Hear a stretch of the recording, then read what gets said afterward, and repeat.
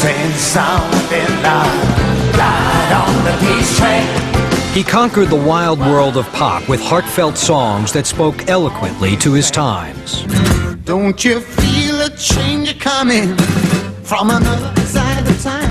Essentially, I lived and breathed music. That was my life. Matthew and Tom, the work's never done, there's always something new. He burst onto the scene in the swinging 60s, a fresh-faced teen sensation called Cat. Got out of the car with all these girls screaming. They virtually almost stripped him. It was unbelievable. I was on the road, sleeping between lorry lights. But the young star burned out in a flash. Trouble, oh, trouble set me free. The doctor said to him that, you know, you only had a couple of weeks of life left in you. You would have been dead. Oh, baby, baby, it's a wild world. Cat climbed back, this time to even greater heights. In the 70s, he sent 7 albums into the top 10. This is a guy that could sell out Madison Square Garden 2 nights in a row without a record out. And I know that I have to go away. I know I have to go. But after selling 40 million records, he turned his back on the business, and Cat Stevens was no more. There was no more left in me.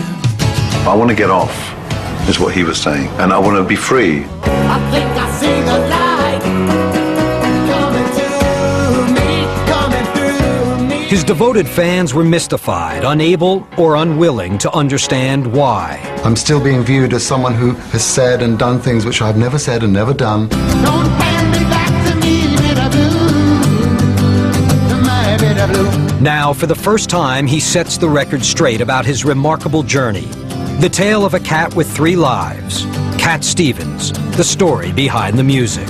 I'm trying now to come out, to give people a chance to have a bit more intimate understanding of who I am and what I believe. I gave my last chance to you. Don't hand me back to me, bitter blue.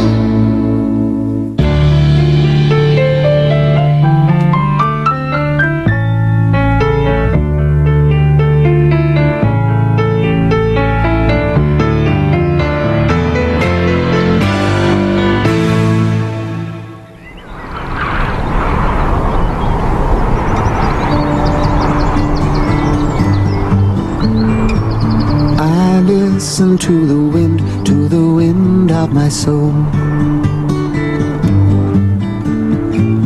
Where I'll end up, well, I think only God really knows. The force that propels his soul has taken him on an extraordinary journey. More than once, he ascended the heights of stardom. More than once, he faced death. And more than once, he was saved. I swam upon the devil's lake, but never, never, never, never, I'll never make the same mistake. In a relentless quest for his true identity, he changed his sound, his persona, and even his name. Now I'm on my way, I know I am. The world knew him as Cat Stevens, the poetic troubadour whose searching songs speak to generations. I thank the moon, I had the strength to stop. But while the writer's introspective lyrics may have pointed to his journey's end, when he turned his back on stardom, it shocked everyone. I just decided to take a jump. And I said, until I know better, until I know how music can fit into this whole thing, or how I can express myself in a new way, perhaps I better take a break. Come the morning, I'll be far from here, slowly rising in another sphere. The path he chose led him to a faith few in the West understand. I'll be home in the sky in the morning. Bye, bye, bye, bye. Lovely city, when do you lie? The long road he's traveled began just after the Second World War, amidst the chaos of London's bustling West End. Born Steven Demetre Georgiou in 1948, he was the youngest of 3 children. His older brother David says Steven stood out from the very start. My brother was an extremely beautiful child, and so much so that we used to go out, when my mother would go out for walks and stuff like that with the stroller, people would stop us just to have a look at the of this beautiful baby. As years went by, the boy grew high and the village looked on in awe. His mother Ingrid was Swedish with a mild disposition. His father Stavros was a spirited Greek Cypriot whose presence could be felt blocks away. He had a very loud voice and he was always shouting for Stevie or David, and it really was deafening. And that's the kind of environment that he grew up in. The neighborhood remains much as it was when the Georgiou family lived in cramped quarters above the restaurant they ran in the West End. The Moulin Rouge put food on the Georgiou's table, and Stephen was pressed into service at a tender age. I was trained very early on, you know, to be able to work in the restaurant, to serve, to be a waiter. That's how I learnt to first serve, you know, the public. Remember the days of the old schoolyard?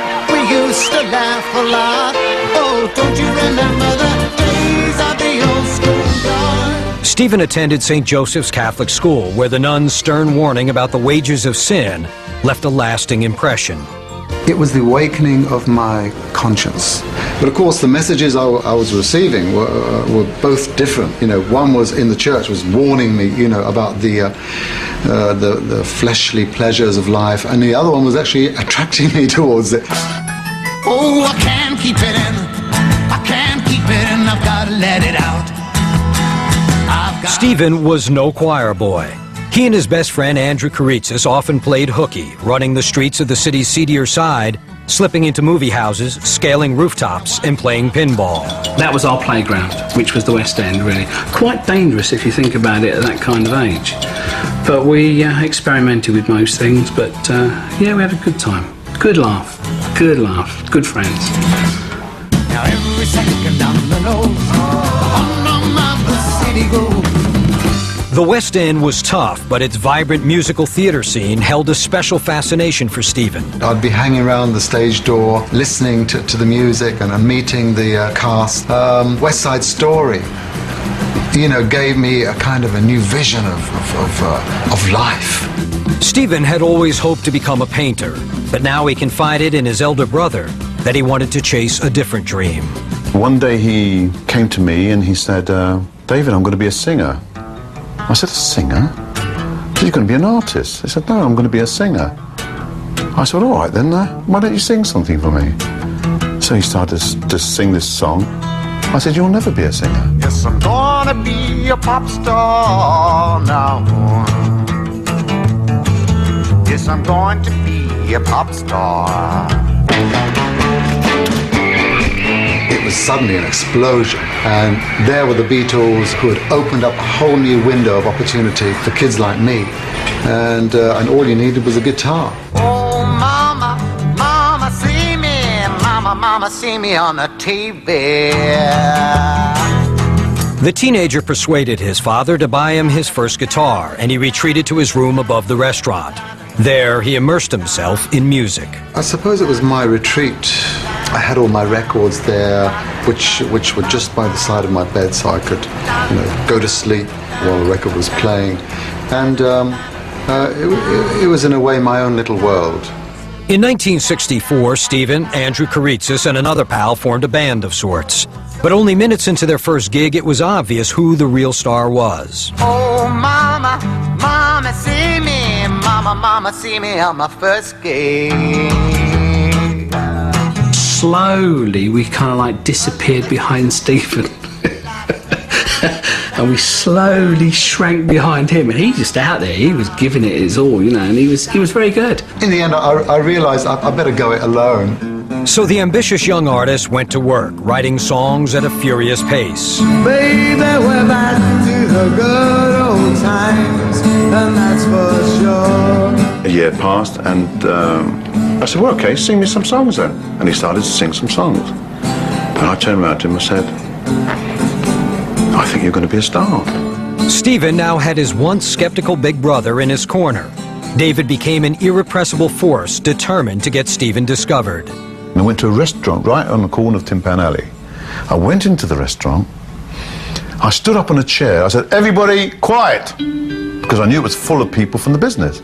I need somebody in here to give me a name and address I have Gina's brother. He's a great singer.